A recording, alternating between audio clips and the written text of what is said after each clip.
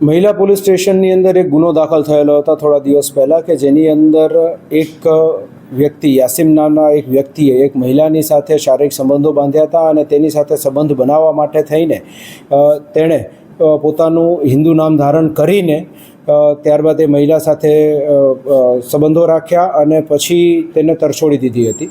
તો આ પ્રમાણેની એક ફરિયાદ દાખલ થયેલી હતી. આ ફરિયાદની ગંભીરતાને ધ્યાને રાખી ક્રાઇમ બ્રાન્ચ દ્વારા પણ આની અંદર તપાસમાં ઝંપલાવવામાં આવ્યું હતું અને તે તપાસની અંદર એવું ધ્યાન પર આવ્યું કે જે આરોપીનું નામ છે તે આરોપી અગાઉ અનેક ગુનાઓમાં સપડાઈ ચૂક્યો છે અને તેની ઉપર ગુસ્સી ટોકની કલમો પણ લાગેલી છે.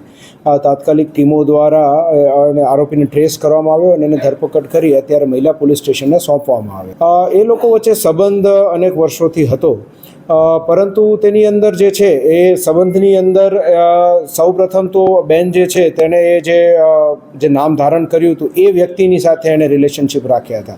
આ તો પછી એને ખબર પડી કે આ વ્યક્તિ ખરેખર જે એણે કહ્યું છે એ પ્રમાણે નથી પણ મુસ્લિમ છે.